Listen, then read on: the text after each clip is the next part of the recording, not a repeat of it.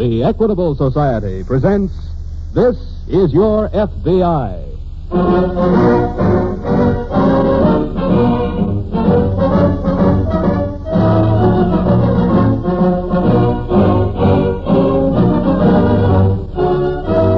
This is Your F.B.I., an official broadcast from the files of the Federal Bureau of Investigation.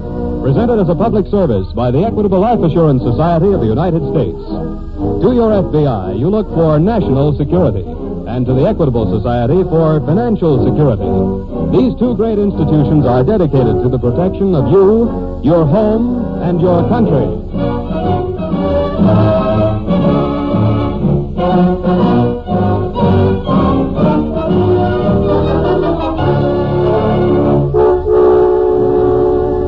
Tonight's file, The Serviceman's Fraud.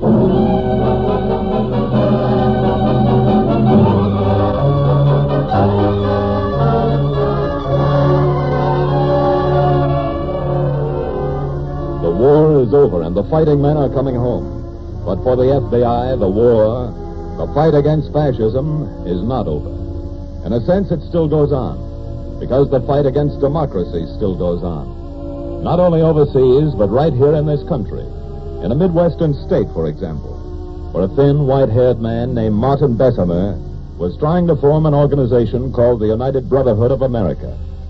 Bessemer made his speeches in a large hall, and in his audiences were many veterans of our war against fascism.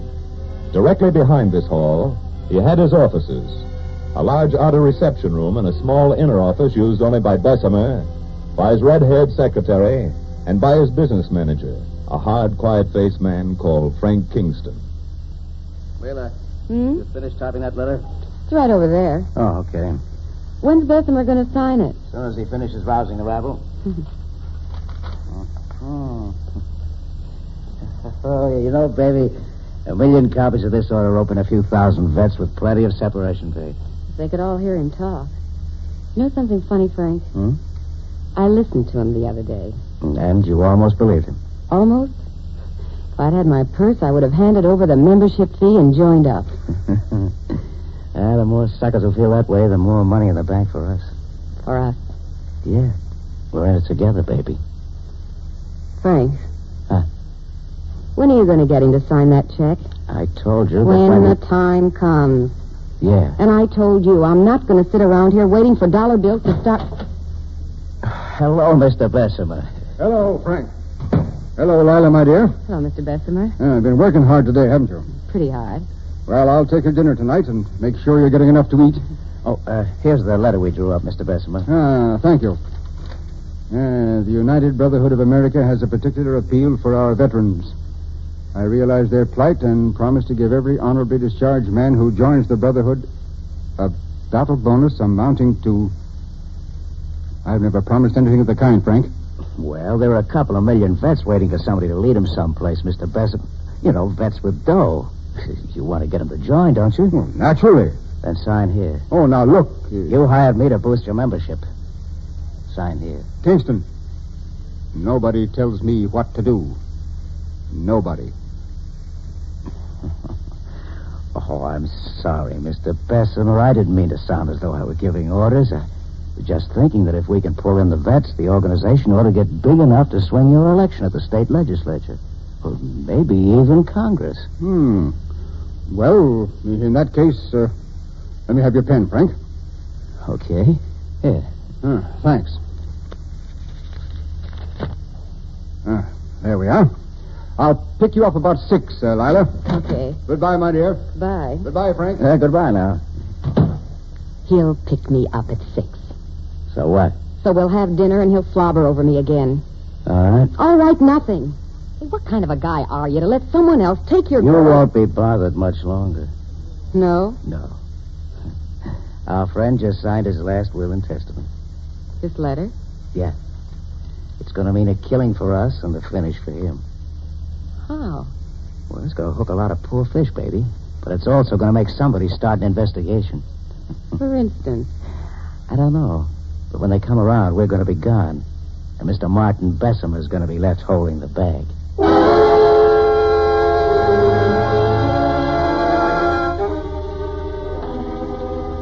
It's easy to get a mailing list of veterans, and it's easy to stir up some of those veterans.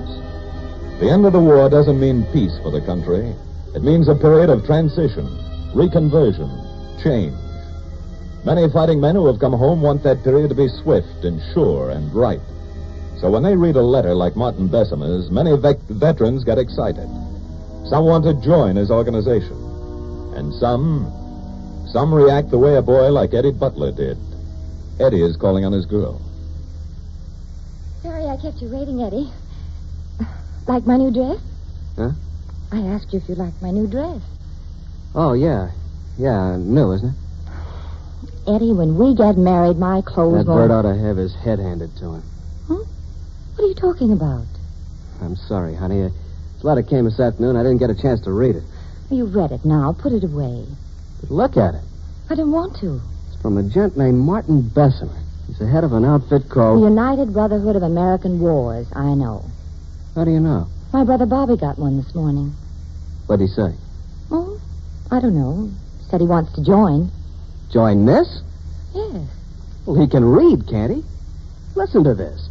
The United Brotherhood is an organization restricted to members of the Caucasian race. That's a fancy way of saying Aryans. All right, Eddie. And this juicy little warning that we veterans have to rise up and throw the foreigners... All right, Eddie. But, Nora, don't you Give see... me that letter. Nora! I'm sorry. I don't get it, honey. I don't get you. Me? Eddie, sit down. No, here by me.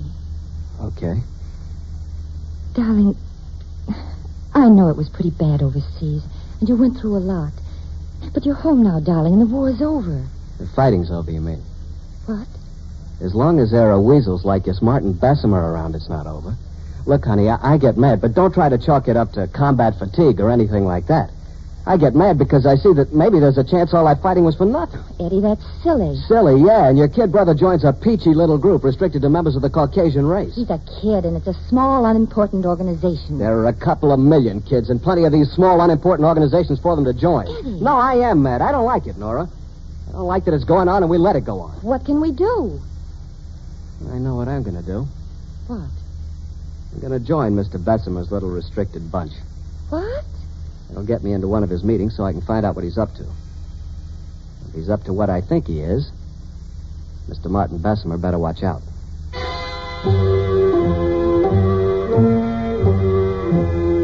Martin Bessemer did not know that the FBI had been checking on his activities. But he'd been smart enough to stop just short of a violation for which he could be arrested. And now one of his letters come to the FBI's attention. Martin Bessemer. Yeah. According to the files, Dan, he's been spreading his poison since 1937. He was mixed up with a bun, but he went into hiding as soon as we invaded North Africa. Smart boy. Uh-huh. But now he's out again. We've never been able to get anything on him. Even this new organization he's trying to get started has a bona fide setup legally. Well, maybe this letter is what we've been waiting for. Yeah, I think it is. As a matter of fact, I think he's bitten off more than he can chew in this one sentence right here. Look. He promises to give every honorably discharged man a battle bonus. Yeah. Probably sucked in a lot of members that way. But if he can't pay off... We can put him out of business. Right. It beats me how a rat like that can keep going anyway. So I wonder that someone doesn't get so mad at him that... Well, let's get moving. We'd better take a good look at Mr. Martin Bessemer's books.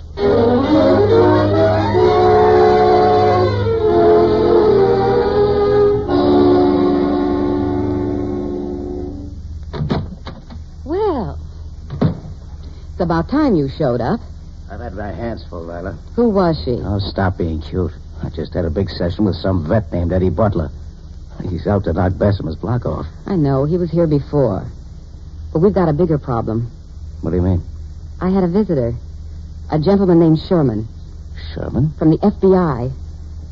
What do you want? To look at the books. You didn't let him? No. But he said he'd be back at 3. It's almost that now. I know. What are we going to do, Frank?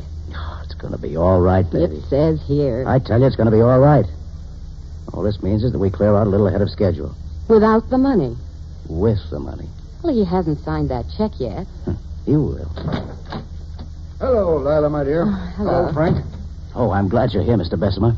Anything wrong? Well, yes, we've gotten some disturbing news. What? Well, the FBI was here to look at our books. The FBI? Why? Well, I guess it's because of that last letter you sent out. One where you promised the boys a battle bonus. You see, if they look at our books and find that you can't pay that bonus, they could send you up for fraud. Go on. Well, I've got a check here already for your signature, Mr. Bessemer. It's for the money in our account. Well, what do you plan to do with it? We can take the money and run. Take it and run. Yeah. You cheap jinx!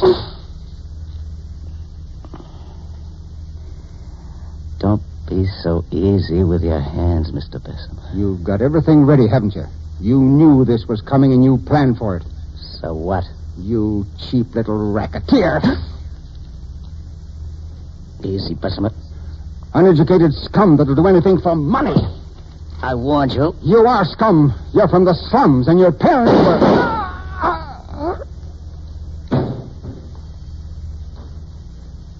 Now, maybe you'll keep your hands to yourself. He's dead, Frank. I don't care. What are you going to do? What are we going to do, you mean? What? We're in it together, baby. Remember? And we're good. What's the matter? Somebody's in the outer office. Huh? I heard him. We'll see who it is. Just open that door a crack. Oh, Frank. Go on.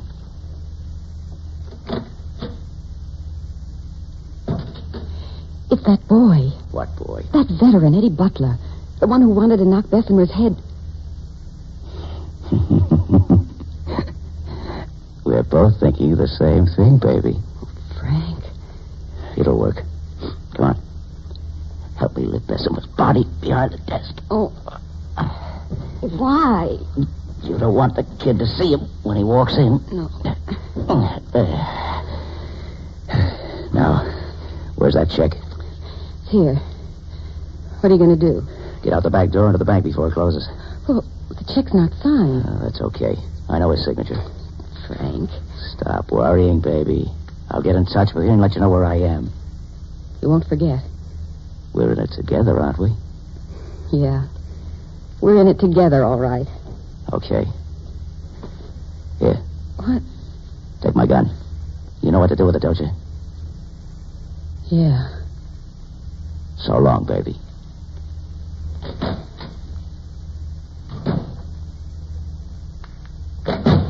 Mr. Butler, Yeah? come in, won't you? Thanks. You're waiting to see Mr. Bessemer? Yeah, I saw him come in here, and then... Say, did I hear a couple of shots? Shots? Why, no. Not from here. Or what you must have heard was... What's the matter? Look behind the desk. Huh?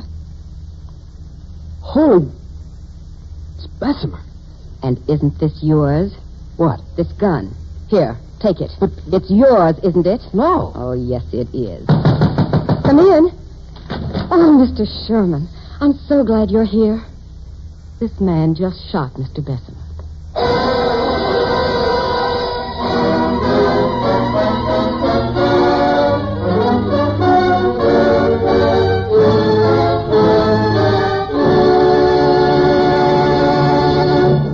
We momentarily close the Equitable Society's presentation of the Federal Bureau of Investigation file on the Serviceman's fraud.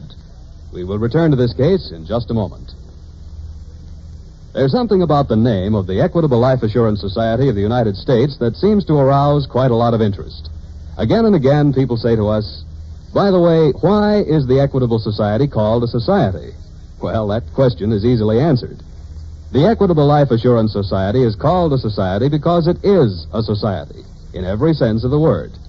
It is an association of men and women who share the conviction that contentment and security depend on practicing the basic American virtues of thrift and self-reliance and cooperation. We who are members of the great Equitable Society family know that it isn't enough to work for ourselves alone. We know that we do better when we lend each other a helping hand.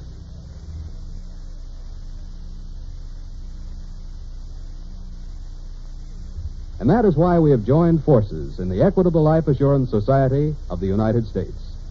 We have combined our dollars into a common protective fund, which gives each of us far more security than he could attain by his own unaided efforts. The fact that 3.25 million Americans think this way and have become Equitable Society members gives our organization tremendous stability and safety. At the same time, the fact that this is a society means that we individual members receive personal consideration and warm, friendly attention in all our dealings with the management. Finally, we have the satisfaction of knowing that our premium dollars are constantly invested in ways that benefit the entire nation. For, by serving its members, the Equitable Society serves America. And now back to the file on the Serviceman's fraud.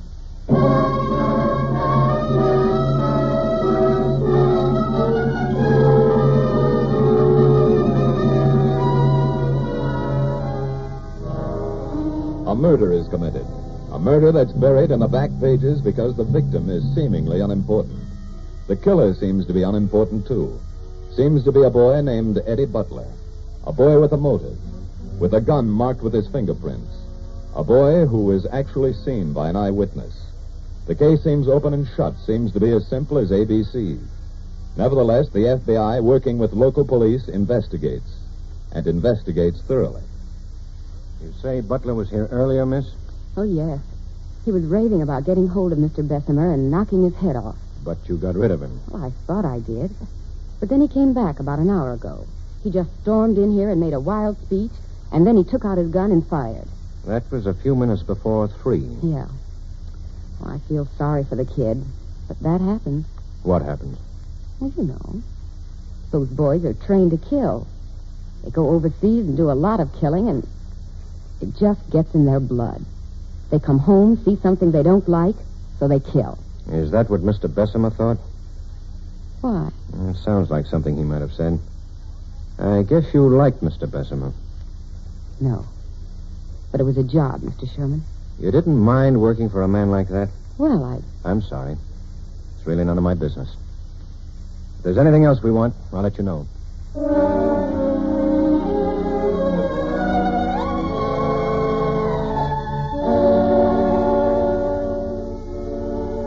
A murder is committed. But it was a letter which brought the FBI to this case. A letter involving a plan to defraud veterans. And so the books of the organization called the United Brotherhood of America are turned over to a special agent, while the agent in charge aids the local police to follow up the murder. Follow it up by sending the gun in the case to the FBI laboratory in Washington. Follow it up by interviewing Eddie Butler in his cell. Doesn't make any sense, Mr. Sherman. The murder? None of it. You know, I was thinking, suppose I really had shot Bessemer. He was a fascist. In the Army, they taught us what a fascist is, and overseas, we saw him and killed some of them. Bessemer wasn't any different, Mr. Sherman. Except maybe he was born here. Don't try to make any sense out of that, Eddie. It'll go out of your head. I think I'm going out of my head anyway. Mr. Sherman, I didn't kill Bessemer, but I'm glad he was killed. And even if it hangs me, I'll keep saying that. So maybe I am out of my head. Eddie, you're sure there wasn't anybody else in that office when you walked in? Just a girl. What about earlier? I thought I saw that guy go in, but I don't know. What guy? Some gent who'd been trying to get rid of me. What was his name? I don't know. What did he look like? Oh, pretty solid. A little taller than me. Kind of a thin, hard face. Dark hair. That's all I remember. And you don't know who he was? Well, he said he was Bessemer's business manager. Business manager? Yeah. Thanks, Eddie. Thanks very much.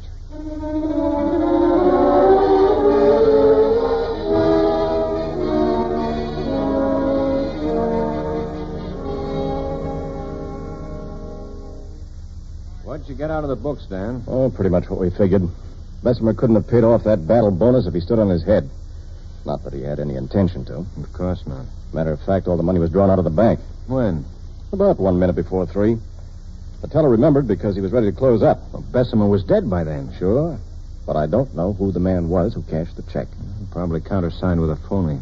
Yeah, that's what I figured. The check's on its way to the lab. Good. I got a description of him, though. Slightly over medium height, dark hair, thin face. Say, that sounds like the same man Butler described. Really? Yeah. This is beginning to make sense, Dan. There's somebody else in this. Somebody who was possibly double-crossing Bessemer. Somebody who possibly murdered Bessemer or helped the girl murder. Hello? Sherman speaking. Yeah. Yeah. Where? Thanks. What was that? Report just came in on the gun. Serial number was filed off, but the lab got it anyway. Could they trace it? Well, the last place they traced it to was a pawn shop over on the south side.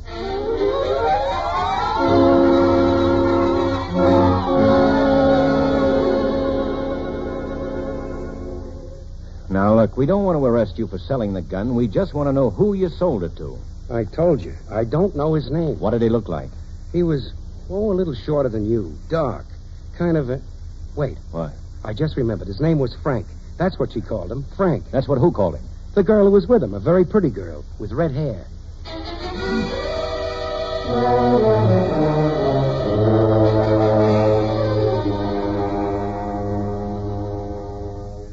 Here's a report on the check, Dan. Was it a forgery? Sure. Same guy who countersigned it forged it. What's his name? Kingston. Frank Kingston.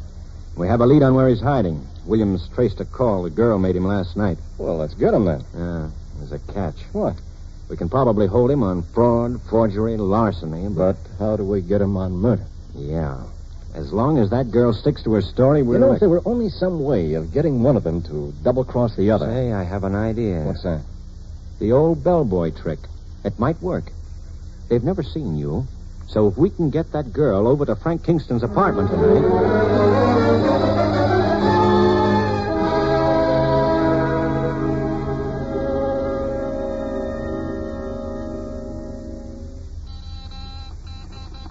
Isn't there anybody to run this elevator? Hey, isn't there anybody... Take it easy, lady.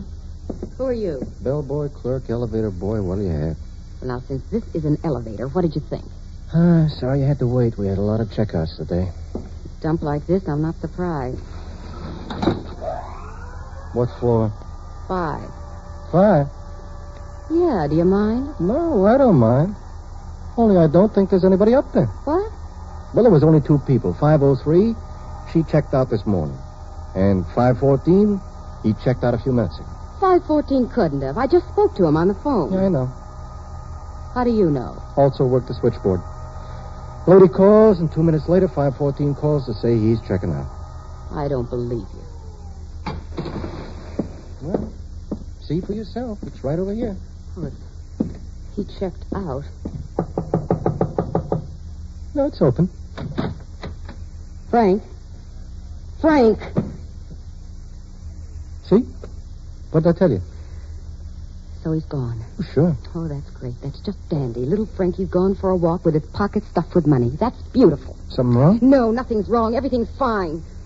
Where's your phone? What are you going to do? Call the police. That man who checked out murdered Martin Bessemer. I saw him do it. I don't think he'll get very far, miss. Mr. Sherman. He's still downstairs waiting for you. Downstairs? Sure. This is 614, Lila. 6? But this elevator, boy... Also, house detective and FBI. So that's the way it is. Yeah. What do you think Frank is going to say when he hears the news? I think I know. He'll say we're in it together, baby.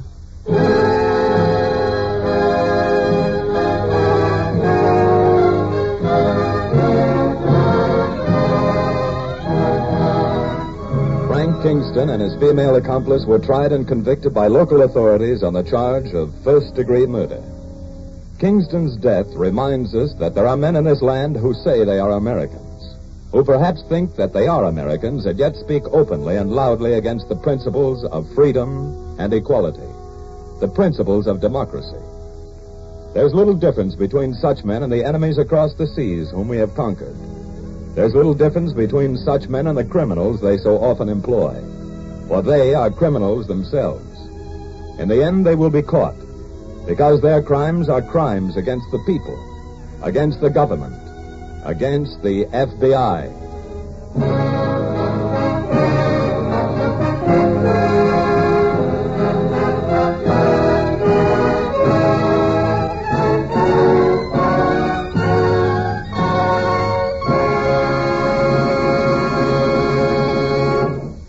You'll hear about next week's case in just a moment. Tonight, will you join the Equitable Society in a salute to an industry which shares the responsibility of passing on the wisdom of the world from one generation to another? An industry which makes possible the great system of free education for everyone, which is one of the foundations of our American democracy. Yes, a salute of gratitude to the book publishing industry of the United States. During the war, the publishers rose to the emergency and supplied over 90 million specially manufactured paper-bound books to the armed forces, almost 800 titles, about 8 books for every serviceman or woman. Now that peace is here, we will look to the book publishers for more than 10,000 new titles each year. These will range from the scientific works, which carry forward the torch of progress, to the fiction, which relaxes you in your hours of leisure. For many years, funds of the Equitable Life Assurance Society of the United States have been invested in the book publishing industry. In fact, Equitable Society funds have been a consistent factor in the growth and development of most of the great industries on which America depends for full employment and continued prosperity. Just as Equitable Society dollars were fighting dollars in wartime, so at all times they are security dollars for you, your home, and your country.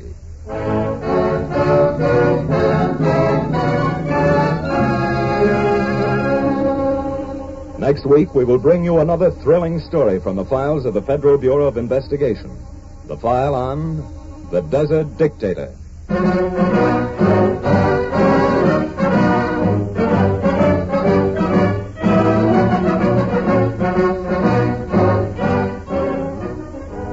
The incidents used in tonight's Equitable Society's broadcast are taken from the files of the Federal Bureau of Investigation. However, all names used are fictitious, and any similarity thereof to the names of persons living or dead is accidental. Programs in this series of particular interest to servicemen and women are broadcast overseas through the worldwide facilities of the Armed Forces Radio Service. Tonight, the music was under the direction of Leith Stevens. The author was Arthur Lawrence. Your narrator was Reed Hadley, who appears through the courtesy of 20th Century Fox. This is Your F.B.I. is a Jerry Devine production. This is Dick Joy speaking for the Equitable Life Assurance Society of the United States and inviting you to tune in again next week at this same time for This is Your F.B.I.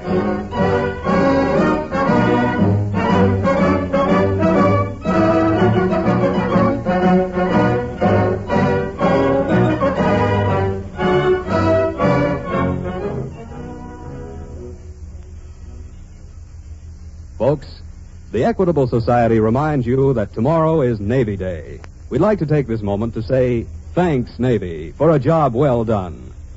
The U.S. Navy played a tremendous part in beating the Japanese. It was the tiny Pacific Fleet that stopped the enemy offensive at Midway. Navy ships turned the tide of the war in the furious night battles off the Solomons. Halsey's powerful Third Fleet crushed the Jap Navy in the battles of the Philippine Sea, making it possible for American warships and planes to blast enemy cities at will. Throughout the war, the Navy has spearheaded victory. Men of the Navy deserve the gratitude of their countrymen. One of the best ways Americans can show their appreciation is by guarding the goals for which these men fought, by maintaining a strong, peacetime Navy.